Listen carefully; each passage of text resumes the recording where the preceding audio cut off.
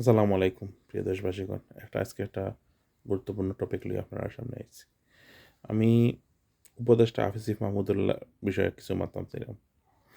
আমরা স্বৈরাচার দেখছি। স্বৈরাচার মানুষ কি তবে ক্ষমতার লোভে। আমার কাছে তখন আওয়ামী লীগের শেখ হাসিনা আর উপদেষ্টা হলোর মাঝে কোনো বেশম দেখি না। তাই সংস্কার না করিয়া নির্বাচন দিতে নেয়। আর এবার তুমি সংস্কার 20 বছর করতে সময় লাগলো, তুমি কিন্তু 20 বছর ক্ষমতা থাকবাইনি। তা কিতা গুমর গরম মাতন না কিতা। সেকেন্ড থিং হয়েছে গিয়া, তুমি খেয়ে সংস্কার করা।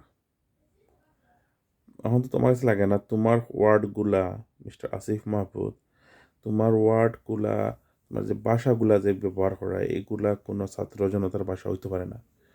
তুমি ছাত্র জনতার প্রতিনিধিত্ব করে। তার মানে এটা না যে তুমি যে একটা হবে এটা আমরা মানে নিতাম হইব। আমি কিন্তু একজন ছাত্র জনতা কথা কইলাম। আমি কিন্তু আওয়ামী লীগ নাই। তুমি আমার আওয়ামী লীগ কে চালাই লিবে কিংবা জোর পায়। আমি একজন দেশের জনগণ এবং কোনো অফিসিয়ালি কোনো রাজনৈতিক কর্মী হিসেবে নাই আমি, যে তুমি আমার অমুক দলের হয়ে চালাই দিবে। তো সামহাও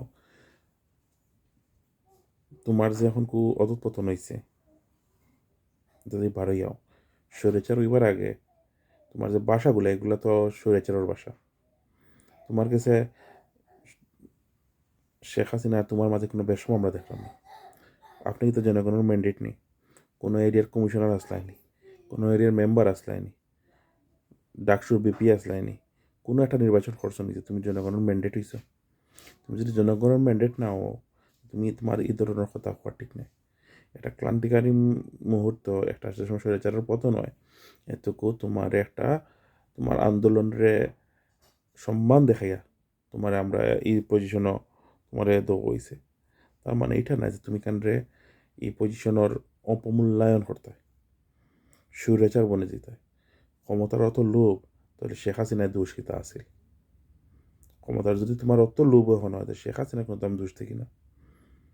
মিস্টার আসিফ মাহমুদ, স্বৈরাচার ওইবার আগে ভালো হয়ে যাও।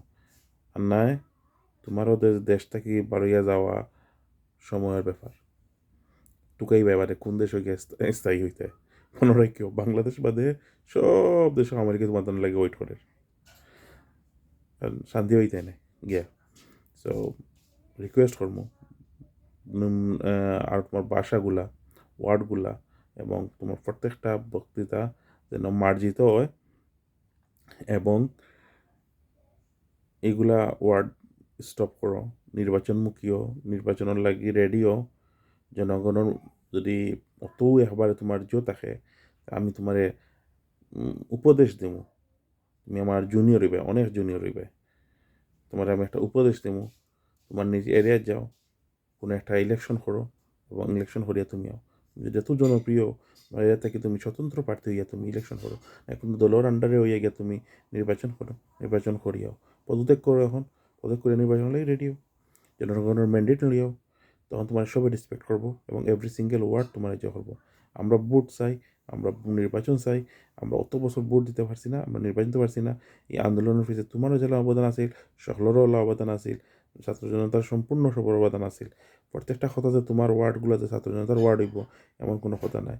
তো প্লিজ কাইন্ডলি তুমি নির্বাচনমুখী হও এবং এগুলা দামাসাফা এবং আউল ফাউল কথাগুলো বন্ধ করো। মিস্টার আসিফ মাহমুদ, ক্ষমতা চিরস্থায়ী নাই। স্বৈরাচার হইবার আগে নিজের সংযম রাখো। সংযম হইলে বহুত বড় একটা জিনিস। সো এটা আসিফ মাহমুদরে উপদেশ দেওয়া, বুঝছো নি?